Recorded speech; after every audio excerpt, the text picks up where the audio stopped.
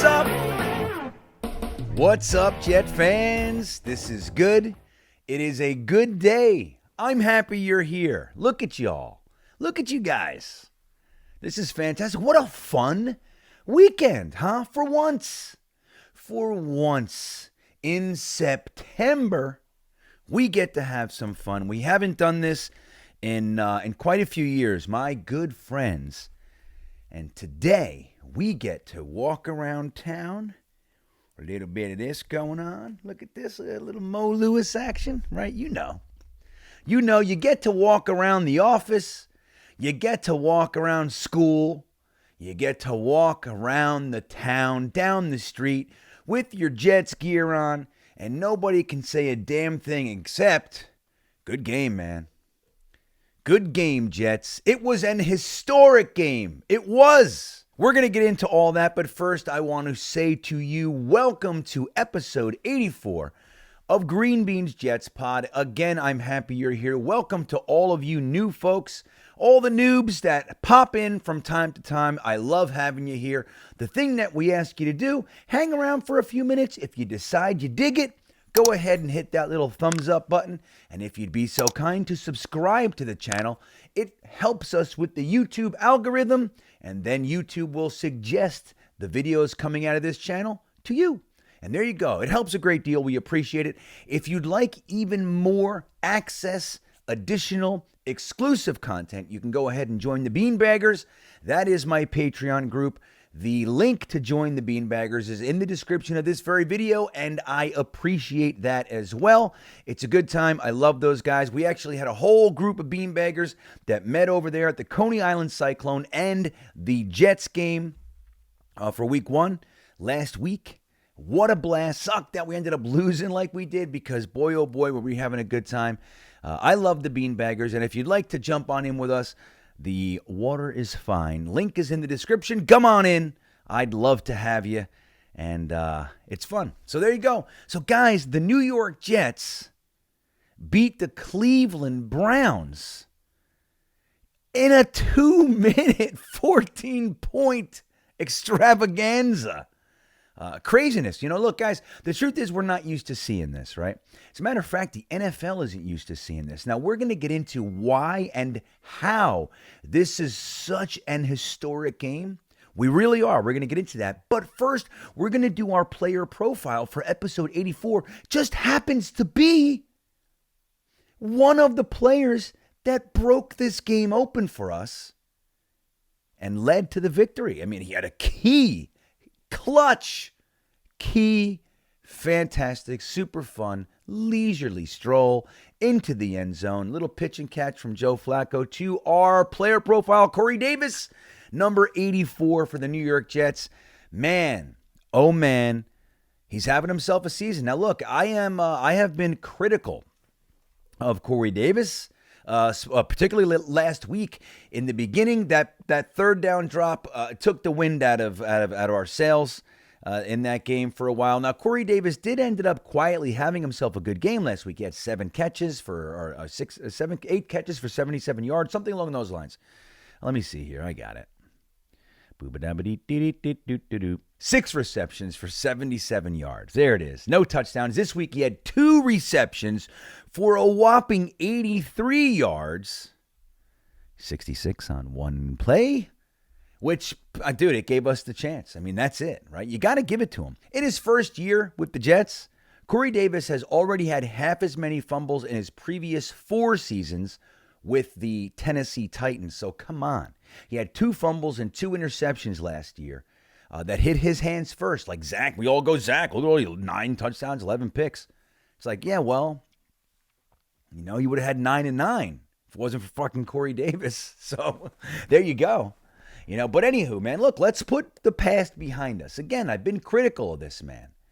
I don't know why, many times it looks like they're force-feeding him the ball, and he drops it, and he's sloppy, and all this kind of thing. The truth is, this season, again, 77 yards last week, 83 yards and a key touchdown this week. You got to love it. So he's our free agent acquisition of 2021 at wide receiver, 6'3", 210 pounds. He was the 5th overall pick in 2017. 5th overall. So think about that. He would have been chosen right after Sauce Gardner in this draft if it was this year. That's how early. 5 picks before Garrett Wilson, who is a stud, by the way. I don't know if you were aware. We'll get into some Garrett Wilson, of course. But a little bit of a rundown of Corey Davis. In his career, guys, he has 247 receptions for 3,420 yards and 15 touchdowns. He has 16,000 fumbles. I'm just kidding. So he's got himself a decent career. He's a disappointment for a top 5 pick. He is. Nobody's going to say otherwise. I don't even think Corey Davis would say otherwise. But he has settled in, especially that last year in Tennessee. Again, disappointing last year. He had, in 2021, 34 catches for 492 yards and 4 touchdowns. 2 fumbles and 2 interceptions were his. So, not a good. Now, 4 touchdowns, 4 turnovers. That's a net 0 for Corey Davis. And don't forget, those 4 touchdowns came in 2 games. He had the 2 touchdowns week 1 against Carolina.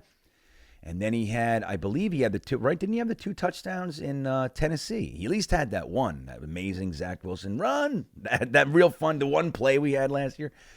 So anyway, it's nice to see Corey Davis kind of settling in. He's our big guy. You know, we keep putting guys like Denzel Mims on the inactive list for whatever that is. So Corey Davis is kind of our big receiver. You know, Jeff Smith is out there. He's 6 foot, but he's not really. He's not really the same type of receiver. He's not. You know, he's not that big bodied guy.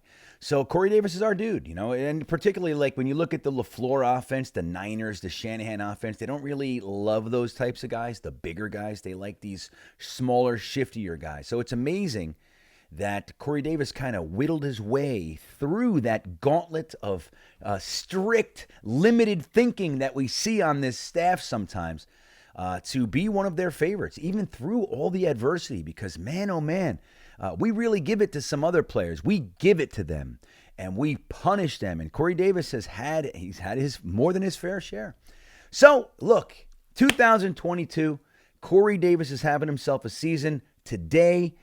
In the game against the Browns, dude, he lit it up. The play of the game. You could argue that's the play of the game. There were other plays of the game, but damn, you got to give Corey Davis some credit where it is due. I'm happy he's there. I'm happy Flacco found him for that touchdown. And hell, it gave us a chance for the onside kick and all that.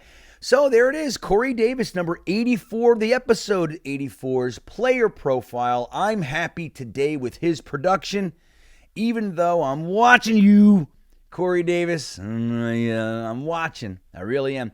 So, guys, look, it's a fun day for Jet Nation. Now, you see it all over the place. Cleveland Browns fans, who are in large part gross. I need to tell you that, okay? I've had many run-ins with Brown fans. You know this.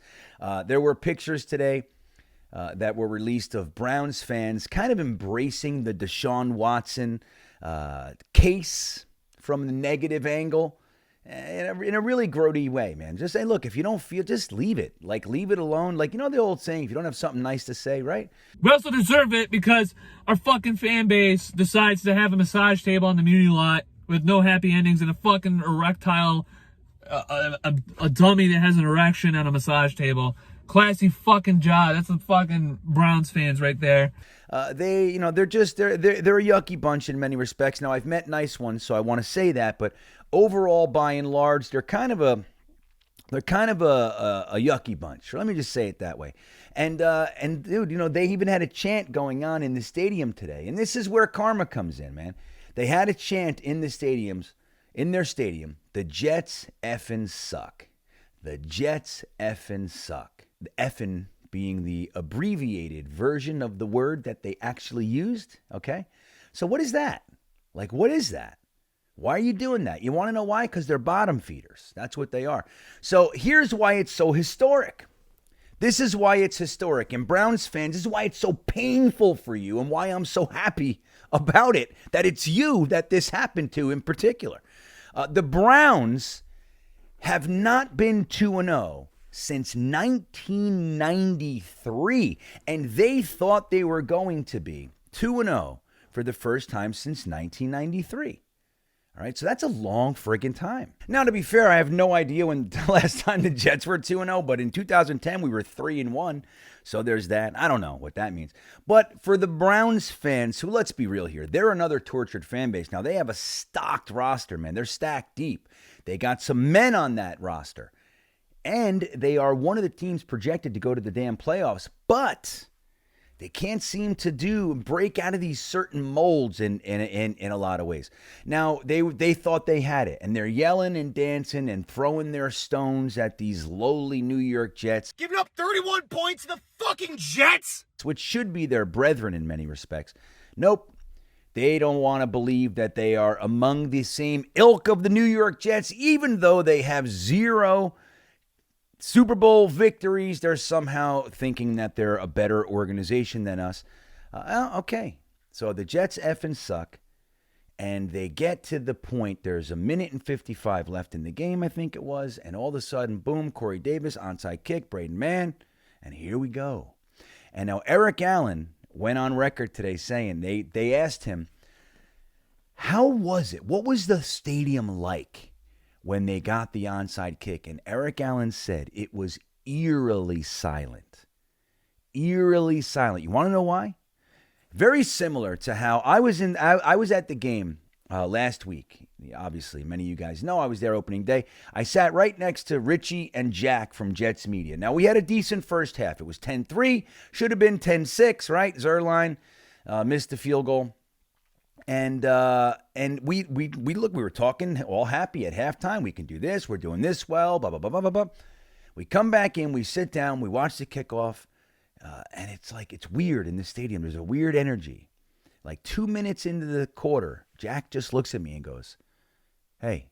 I said, what's up? And he goes, you feel that? I said, yeah, I do. And I knew what he was talking about. This game's over. This game's about to get blown open. The Jets, it's the energy, you can feel it. We have been here before. We know what this feels like. We've done it 1,000 times if we've done it once. And he knew it, and I knew it before the scoring in the third quarter even happened with the Ravens. A couple minutes later, there's touchdown 1, and there's touchdown 2. The whole thing. But today, the Brownies fans, let me tell you something. When Corey Davis, that just blown coverage, pew, touchdown, 66 yards. And then we get the onside kick. You know what they were doing? They were looking at each other and they were going, you feel it? And they were like, yeah, I feel it. This game's over. They've been there before 1,000 times if they've done it once, and they knew it. And the air was sucked out. You know where most of the air went? Right in Garrett Wilson's lungs, who very appropriately said coming into the game, I can't wait to breathe in that Ohio air.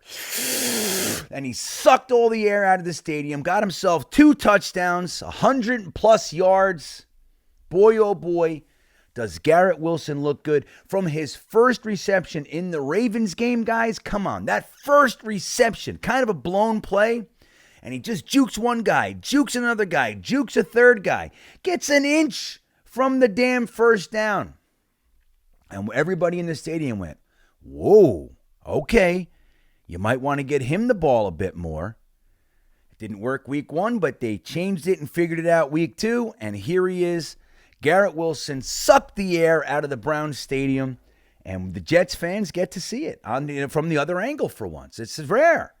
It's rare in the last 10 years. Like, we have fans that became Jets fans during the Rex Ryan 2 years, right? The 2009, 2010, even 2011. People said, oh, man, this team made it to the championship last 2 years. They still got a good roster, same quarterback. The offensive line's good, blah, blah, blah. And they jump on. And they've been here ever since, and it's been turds, right? Not one playoff visit, not even a visit. And so, they don't, it's like, dude, they know nothing. How many times did we do this? It's very rare that it comes out on top for us. Now, here's why it's really historic. Not just because We stopped the Browns from being 2-0 for one more season. So now it's going to be, what is that, 30 years? Yeah. 1993. Now it's got to be 2023. 30 years. That's 29 years without being 2-0. But here's why it's really historic. Now, I'm going to credit the Beanbagger Discord, one of our members, Harry W. I'm going to credit you, Harry, with this one because I did not see this stat. But you put it out there. He says, according to ESPN stats, teams had won 2,229 consecutive games when leading by at least 13 points in the final 2 minutes. The last team to blow that kind of lead was, guess who? The Cleveland Browns back in 2001 against the Bears. Dude. If anyone should know how this one feels, it's you, Browns fans. What the fuck just happened? How the fuck do you lose that game? Up 13 points with like a minute 15 left to the New York Jets. The Jets effing suck. The Jets effing suck. Yeah, dude, keep wrapping those burritos in the bullshit that you think is real. It ain't happening. You guys are not the team, man. You got Jacoby Brissett. Remember that. Even though the Jets are good at making guys like Jacoby Brissett you seem like they're elite, he's still Jacoby Brissett. You can't forget that. What a crazy stat that is. 2,229 consecutive games when leading by 13 points in the final 2 minutes. The leading team has won. Dude, that is 21 straight years. Every single game, every time it's happened, the team that was leading wins. The last team to give up that lead was the same friggin' team as did it today. What the fuck was that? What the fuck was that? There was this kid out there, this Browns fan, made a video. He's screaming and yelling, the Jets! He's doing all this stuff. What the fuck just happened? How the fuck do you lose that game? Up 13 points with like a minute 15 left to the New York Jets! And it's like, he looks young. I don't even think he was a fan in 2001. So we have to remind him. We have to help him in the same way that my old ass feels a sense of responsibility to our young Jets brethren and sistren. We got to help this guy and remind him, you guys are terrible. You're a terrible franchise as far as franchises go. Let's be real here. You're the team that does this. Just because you've had 15 minutes of decent football, please. It's been 3 years, guys. You know what I mean? What do you have? One playoff win in 3 years? So like we gotta keep this stuff in perspective. The thing is, my little friend, from the Cleveland Browns video, which hopefully I put a clip in here for you. I don't know if I did or not yet because I didn't edit yet. I think I might have. I'm not sure. I think I might have. He's like, wah. CBS Sports ran the damn 2-0 graphic for the first time since 1993 bullshit. And you lose the game! How? And look, man, I wouldn't even be doing that stuff. Number one, I hate the Browns fans for what they did to me in 1999. You guys know the story. If you don't, maybe we'll talk about it on the Thursday thick of it or something this week. I'm not going to do it now, but I have my own reasons, very legitimate reasons. But I wouldn't even be doing it. But, dude, here we are. We're having a game. They're 1-0. We're 0-1. And their fans feel like the most appropriate chant to create. The Jets effing suck. The Jets F. That's what you guys come up with? So, karma is a mofo, yo. That's what it is.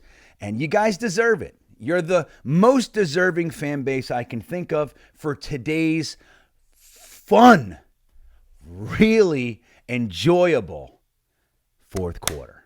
I got to tell you. Now, let's be real here. It was a good game. It was a back and forth game. It was tied 14 up at the half. Nobody expected that. Truth be told, that was more points than I thought would be scored. I mean, I thought it would maybe be, I thought it would be, I think I picked 24-17. So Maybe not more points, but that was more than I thought would be in the first half. I thought it was going to be a lower scoring game, and I thought it would be defensive. I really did. But no, they just came out. I mean, the defenses couldn't stop either offense. That's just the way it was. Now, we had that kind of blown drive on the opening drive, which, look, I'm not sure which way that call should have gone. I mean, lots of people were saying there was green between the tight end's foot and the sideline. I couldn't see it, so I'm not going to call foul necessarily.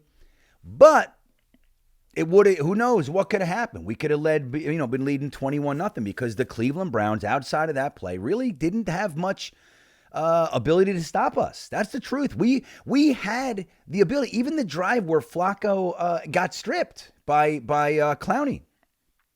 We were on the 10-yard line, man. So we were able to just very steadily progress down the field in a systematic manner for the most part today. Now, in the fourth quarter, we kind of lost the ability to do it for a while. But our defense couldn't stop them either, barely at all. We got off the field a couple of times today. Now, in our defense, they got off the field and created a 4th and 26 in probably the most important part of the entire game. So, dude, that's what you want. If your defense is going to be sloppy and bendy and all that kind of stuff all day, if they're going to stiffen up at any point in the game, that's what you choose. You choose the fourth quarter with 2 minutes left. Your offense keeps you in it. When your defense has to step up, they step up when it's big time. That's what you want. For so many years, the New York Jets have had all these players, these great players, and they're like a Jamal Adams, the most recent one. Yeah, sure, he was great. Sure, short tackle, but he never impacted the game in any meaningful way. I mean, look, let's look at the last year he was here, right? He had that 6.5 sacks, and he was an all-pro. 5 of those sacks came in 2 games against the worst teams in the NFL. 2 of the worst teams, the New York Giants at the time, Daniel Jones, rookie, and Dwayne Haskins, rookie. God rest his soul. You know, he had the strip sack of Daniel Jones. I mean, he picked on it to a couple, and then he got 2 sacks the rest of the year. 1.5. And he never got, there was maybe twice that I can recall, and somebody will put it in the comments, I'm sure. Oh, there was another one. There was one time in the end zone, he got a big play against, I think it was Gronkowski. Great play. That he like on 4th down or 3rd down at the end of the game, something like that. But most of the time, Jamal's impact was like first quarter, 2nd down, 2nd and 10, good tackle. Like that's the kind of compiled stats that way. When it was 4th and 4, Jamal Adams was rarely the guy. And that's the thing. You want guys that come up big when you need them to come up big. And today, the defense, who looked pretty crappy today, I got to be honest. Let's just call it what it is. They came up big when you needed them to come up big. And they created a 4th and 26, giving our offense the ball to be able to have a shot. So, hey, man, you got to applaud that. And again, if you're going to choose a spot, that's the one to choose. And that's the one they did. So I applaud that. Robert Saleh. That's what we call grit. All right. And at the end of the game, I mean, look, we did the live stream for Jetnation, right? Jeremy Jets Chaos. We did the Jetnation live stream today, as we do every week for every game. And we thought the game was over, man. I mean, let's just call it what it is. I mean, everyone in the chat, no one was saying, maybe 1% of the people were saying, hey, dude, there's still 2 minutes left, right? We were saying it's over. This is over. It's a wrap. We're down 2 touchdowns with 2 minutes left. What is the Jets? So the fact that the defense came up big, the fact that Flacco found Corey Davis, and the fact that Braden Mann and Justin friggin' Hardy made that damn onside kick to give Flacco and all the momentum in the world, man. Touchdown, onside, ball back on the 50-ish. Maybe we're on our 45 or something like that. Nice midfield territory. Dude, that's what you call momentum. And the crowd is silent. They got nothing. The Browns players are huffing and puffing. They were just on the field a minute ago. And now we're doing hurry up. And they can't do substitutions. And they're the hands are on their hips. They're doing this. They're doing that stuff. And we're just, that's what you want. That's what you want. And we did it. Now, let's look at a little bit of numbers. Okay? Let's look a little bit of numbers here today. Now, we'll take a look at this. We'll take a look at the box score. We're going to do it a little bit differently. We haven't done this since last season, but let's bring back the reality score. That's right, it's the reality score. Now, why do we do that? Because the box score does not tell the story. So we're going to try to tell a little bit more of the story today rather than just look at the numbers. The numbers are kind of, the numbers can be deceiving. Let's say it that way. The numbers can be deceiving. And lots of time, they don't tell the story. Like you look at a guy's stats and you go, dude, he had 85 yards. And it's like, yeah, but 66 of them came on one play with a completely blown coverage. So how much of the game did he really do well? Now, it's key. It's important. Glad it happened, right? Not going to take it away.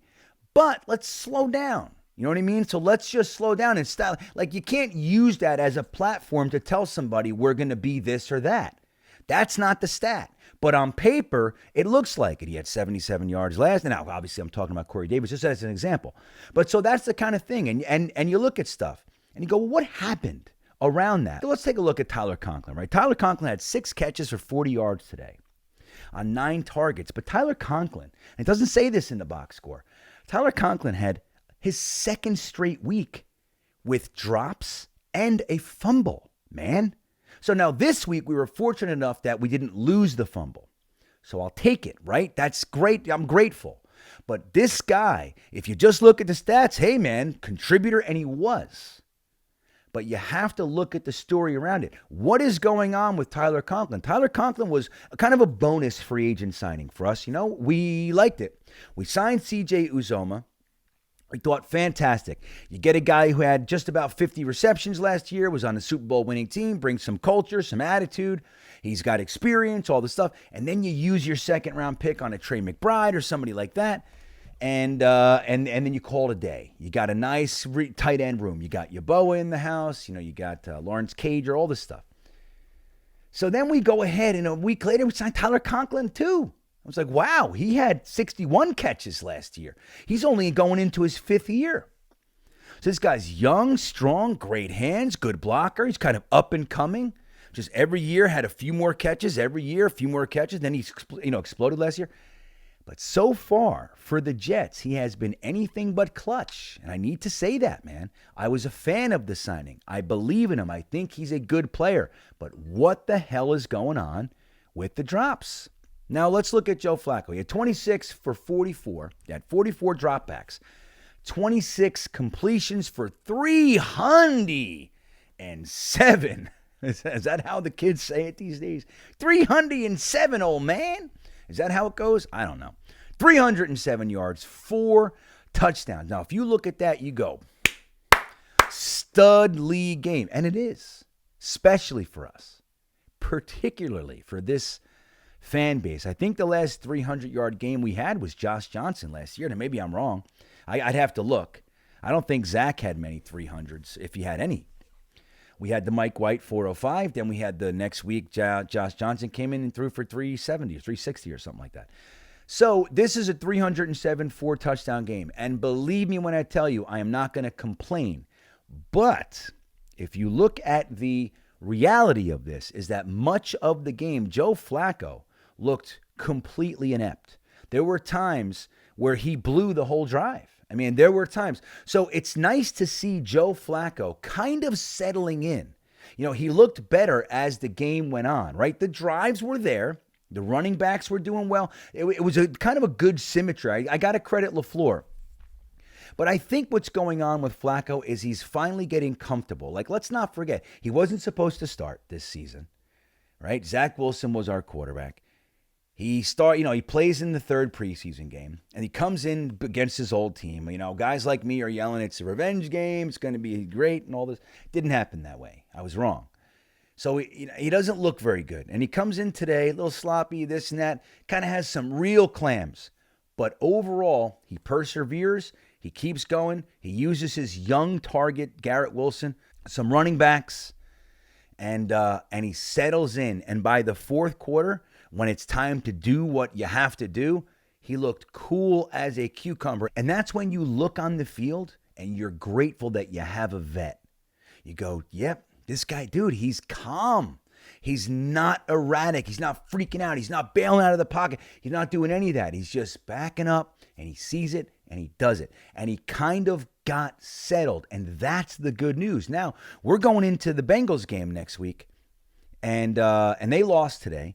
They lost this week to the Dallas Cowboys. But I got to tell you, they had a kind of a serious comeback. I was watching that game. You know, Dallas, they had like 13 unanswered points or something along those lines. And then Dallas, at the very end, ended up kicking a field goal, right? So to win the game, with no time left, kind of a thing, something like that. And, so this is a team that is, number one, they're the Super Bowl Bengals, right? They lost in the Super Bowl, but they made it to the Super Bowl last year. So we have to be real careful about how we look at this game. It's at home. We beat them last year at home, so they're not going to be getting trapped. I'm telling you that right now. They're coming in here and they're saying, no way. No way 2 years in a row.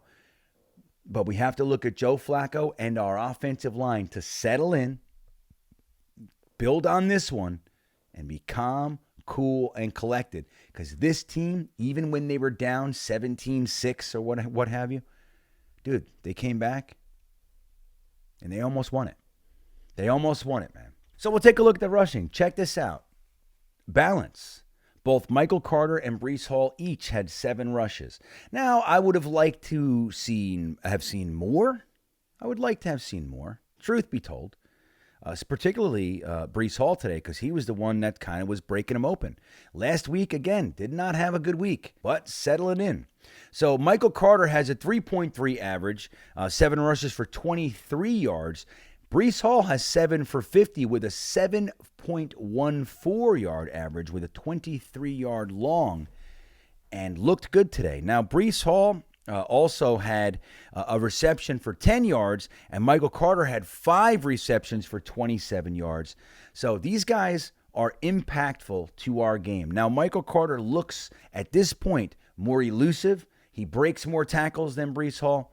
I think when Breece Hall gets a hole, he might be more dangerous. But when there are guys around, Michael Carter looks like he might be a little bit better. But the truth is, guys, we have an exciting running game. We really do. If Breece Hall didn't fumble last week and we drove in and scored a touchdown, who knows where this is? But the kid looks like he's settling in, just like Joe Flacco, like maybe with Tyler Conklin. All right, these guys, we need them to settle in. Another guy who settled in this week is Laken Tomlinson. Looked abysmal last week. Now, I haven't seen the Laken Tomlinson percentages and stats and pressures and all those things.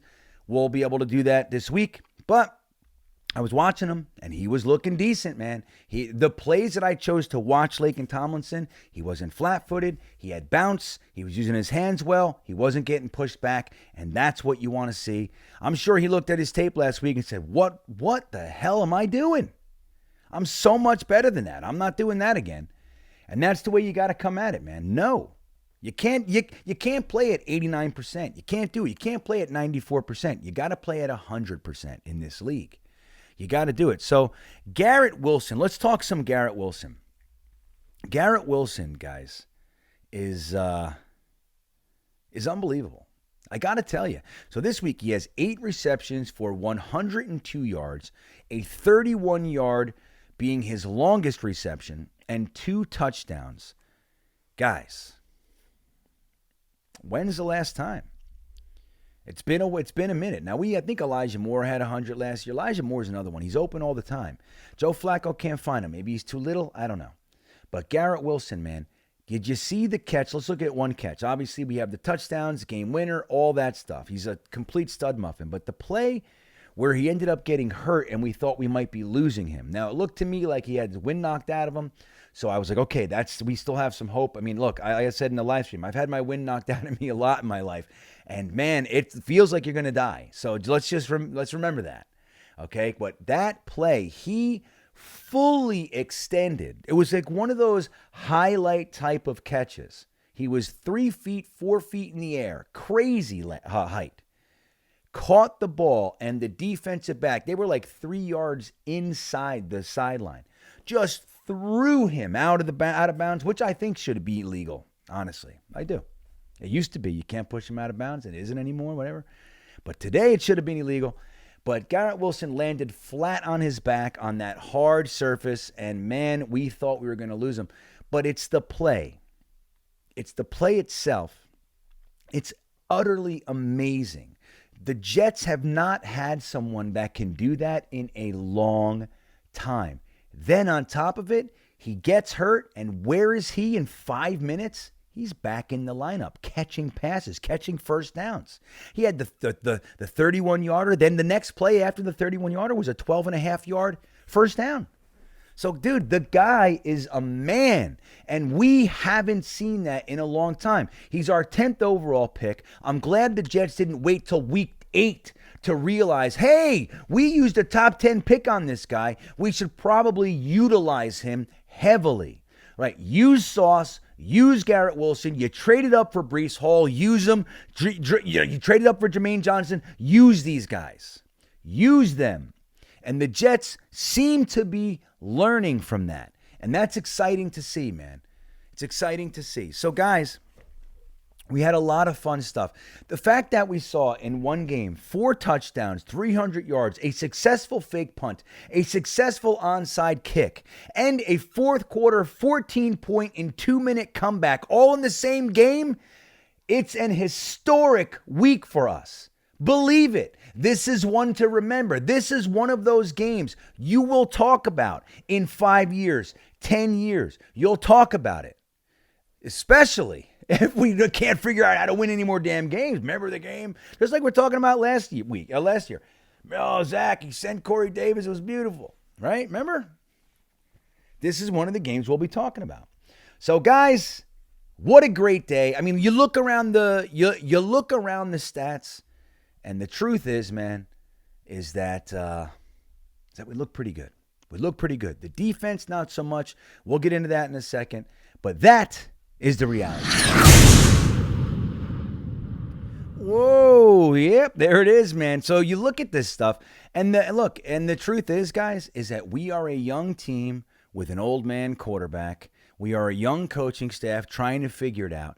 And we need to let them settle. Now, if we can come out of this month, this AFC North gauntlet, first 4 games, Baltimore, Cleveland, Cincinnati, and Pittsburgh.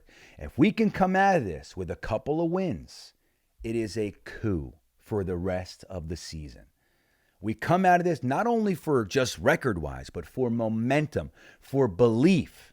We were supposed to go 0-4. The NFL set us up to go 0-4. Do not question me on that. I don't want to hear it. You don't tell me. The NFL gave us the whole AFC North to open the season. The lowly 4-13 Jets. Give me a break. What is that? So if we can come out, we already have our first win in September since Sam Darnold's first game as a New York Jet. I don't want to hear it. It's already better than the NFL had planned. And it's going to be good. So let's talk about the defense. And for that, let's get into our segment we like to call the Intelligent Gripe. So, Robert Saleh, Jeff Ulbrich, Ruttenberg, Tony Oden, and the rest. We were unable to stop this Cleveland Browns offense. Now, they rushed for 221 yards against us. Today, that could almost be seen as a victory. Nick Chubb didn't even break a hundy, so there's that. But look, here's the problem. This defense has the exact same issues as it did last year, and they've added boatloads of talent. Let's look at who we added this year. Michael Clemens. You like Michael Clemens? I know you do. Now, he got some BS roughing the passer call today, which was garbage. Okay, I'm just want to tell you that. We got Michael Clemens. We got Solomon Thomas. We got Carl Lawson back. All right. We got Jermaine Johnson. We got Jacob Martin. You got Quan Alexander. You got Jamie and Sherwood back. You got Sauce Gardner, DJ Reed, Jordan Whitehead. That's 10 new guys. You can throw LaMarcus Joyner in there if you want. He's troublesome. But you look at all that new juice that came into the defense, and they have the same problems as they had their rookie year. What are those problems? Let's see. One is the cushion that they're giving wide receivers. I'll use one play. It was 3rd and 2. I believe it was the second quarter. We could have absolutely stopped them. But, and we were talking about it as they were lined up. They were lined up 4 and 5 yards off of the wide receivers. Please tell me the logic. Please tell me the logic. Tell me which offensive coordinator in the NFL isn't going to go, holy cow, this is great. Just cut it 2 yards. Cut it 2 yards. Listen, Jacoby, he's going to cut it 2 yards, throw it to him. The first guy, the closest guy, toss it right to him. It's guaranteed if he actually holds on to it. And that's exactly what happened.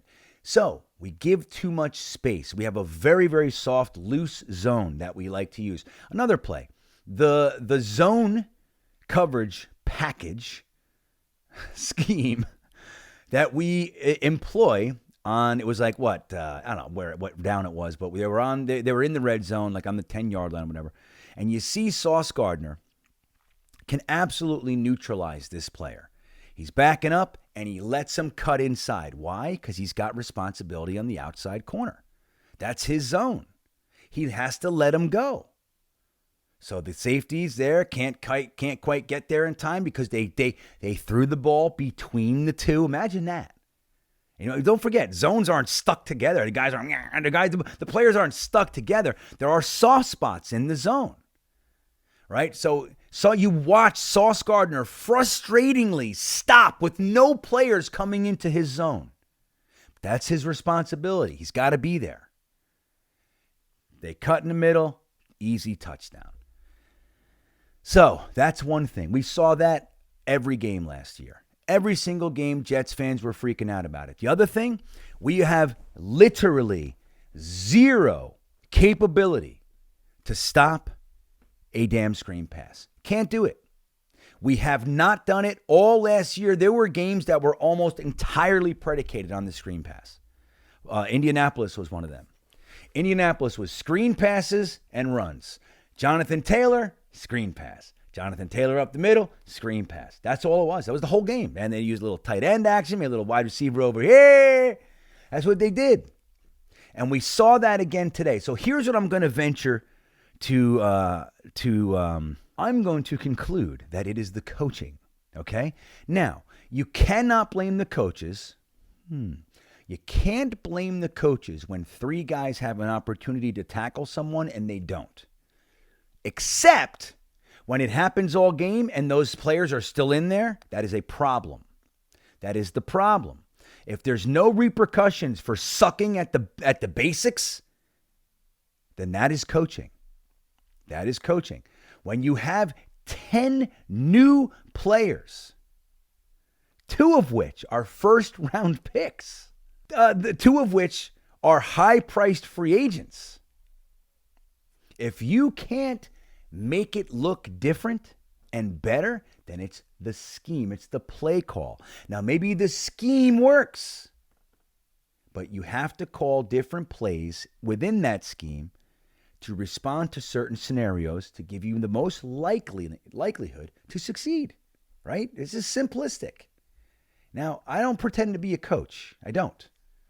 At the same time, I do pretend sometimes to know the game of football.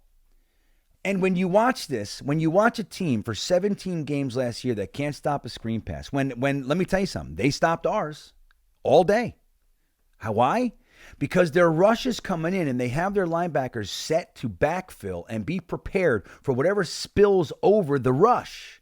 Like, look, Ulbricht has said to the world, we want our guys to rush like their ass is on fire. Great. So you're going to give them one responsibility. Rush the passer on a passing down. That's all they got to do. So when there's a screen pass, what does the offensive line do? It lets them go.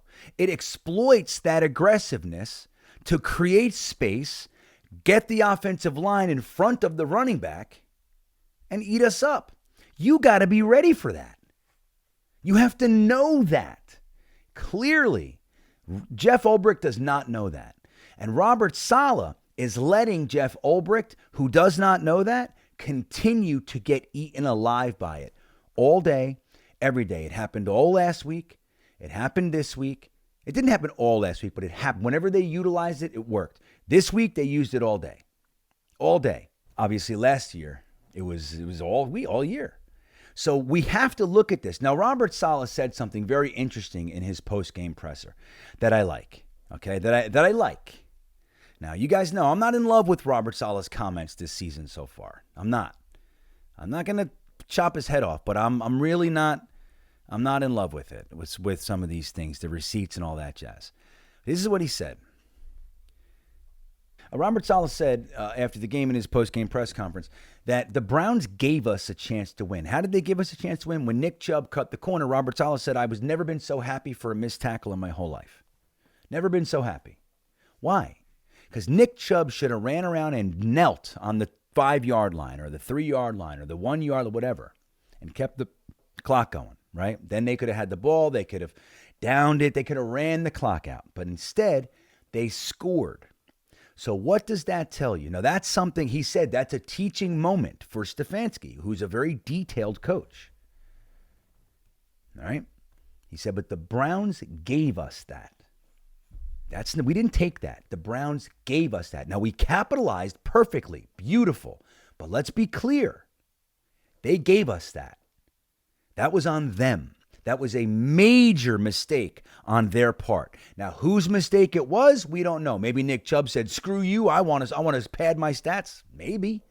You know what I mean? We don't know the innards.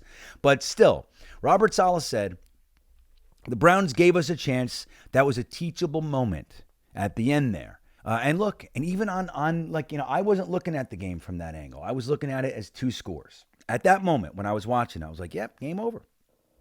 I thought that was a nail in the coffin because the Jets have not been able to score 14 points in 2 minutes in a very long time. So I was like, it doesn't matter what the hell happens. Give us the ball. We're not going to be able to do anything with it. So I didn't see it. They're again, blown coverage on the next drive. They gave us that touchdown. So they gave us the time. They gave us the touchdown. Blown play. Now, again, we took advantage of it. That's key, and that's important, and you can't take that away.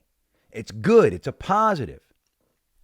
But they gave us those 2. They gave us one, and they gave us another. Now it's a 1-score game with a minute and a half left. So Wilson said in his press conference, he said his coach, wide receivers coach, he said Coach Miles, which is Austin Miles, as we know, came up to him and said that they just gave us our only chance when Nick Chubb went in the end zone. He said he came over and grabbed him and said, Nick Chubb just gave us our chance. That was the only chance we had. They just gave it to us. We must capitalize on this. So our whole team knew right there, holy shit, we have it. That's our chance. So Robert Saleh said this. This is what's crazy. He was asked, hey, how much better are these conversations when the results are like today? He said it's crazy. These conversations are so much better when we win. But let's be real. These conversations still have to be real, and they have to be hard. We have a lot of stuff to get fixed. Because he knows as well as anyone, guys, this is a happy moment for us. This is a moment to be relished and enjoyed. And we've been on the other side of these collapses far too many times. We earned it. We're owed it. Enjoy it. But let's be real. They gave this to us. This isn't something that we ripped into their soul and ripped out their... We didn't do that today. They gave us the time with that Chubb touchdown, the blown coverage, which gave us 7 points. Cade York missed the field goal on their last, the PAT on their last touchdown. That's a lot. That's a lot to happen in a minute. That's a lot to happen. And then we give them an onside kick, which works like almost never. It's a shot in the dark. And we get it. We get it. So a lot had to happen there. Saleh knows going into the locker room, hey, man, we're going to enjoy this. But they're going to sit down tomorrow and they're going to go, when they're looking at the film, I know the players have the day off, but on Monday, but they're going to say, holy cow, we do this every week, we're done. We don't fix this season's done. We don't get this right, we're not going to make it here very long. because this is the pacifier for the Jets fan base and the media to suck on for a little while. It'll quiet us down for a minute. We'll do that for a week. Sure thing. Give us another one. We'll give it a little more space. You keep going into games with the inability to stop a screen pass and giving wide receivers 5 yards on 3rd and 2. Ain't going to work. It's not going to work, man. And our offense, as talented as it is, maybe they gel and it's an offensive team, great, but our defense is stacked, man. Let's be real. Not everywhere. We got safety issues. We got some linebacker issues, but they're more than capable, talent-wise, to be a above average defense. So there, Salo knows, I know, and now you know, and that is the intelligent gripe. So guys, I'm telling you, what a great time. I got to hang out with so many of you guys today. It's been beautiful. With the Jetnation live stream that we do on YouTube for every game, or on Twitter afterwards, or Instagram, we've been having a great time. I'm going to show you guys, as we wrap up this episode of Green Beans Jets Pod, I am going to show you a little collection of the finest moments, the scoring moments of today's game from the live stream perspective, live reaction here for you. Guys, thanks for coming by. Don't forget to like and subscribe if you do. If you like it, go ahead and tell me that you like it. Tell YouTube, even better. Tell them that you like it. Subscribe to the channel. Give me some love. I'll give it right back. I promise. I love Jets fans. I am a Jets fan. I've been here since 1982, suffering just like you. Let's do this together. Enjoy the live reaction, wrap up, recap. Have a great week, everybody. And as always, go Jets. They didn't give it to us. We're being robbed. They're cheating us, man. It's never ending. How cheated we are as a team. Fourth and 1. Fake. Oh, they faked. Fake. Yeah. There you go. That's why Jeff Smith's on the team. Jeff Smith. Jeff Smith. He's fine, dude. I'll tell you, man. They kept Jeff Smith just for that. That's it. That's what they've been waiting for. You'll see, guys. We'll show you. There's one receipt. Here you go. Sal's out there like, Jeff Smith!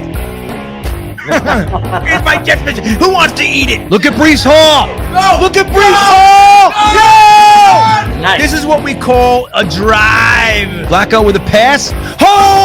Yes! Woo! Yes! Can you believe it? Garrett Wilson was open. He's literally yelling in Cleveland Browns fans' faces. Touchdown, Breece Hall! Touchdown! Can't see a thing. Woo! Or I could see a 31-28. I think it's going to be something along those lines. How fun would that be? Look at this. Throw it up. Oh, my God. Look at Corey Davis. Yeah! We might have it! We might have it! Who? Oh, my God. They do have it. Touchdown!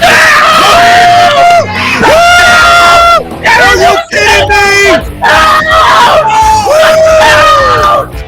Garrett Wilson! Oh, my God! He's a stud! Holy cow. Garrett Wilson is a stud. Dude, we can win right here. Just make this extra point, you motherfucker! I know. You better fucking make this. You better make this, Greg. Yeah!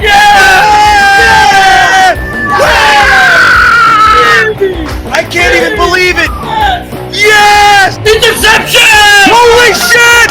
Holy shit! Yes! Jets win! Woo! Dude, that's why we kept Ashton Davis.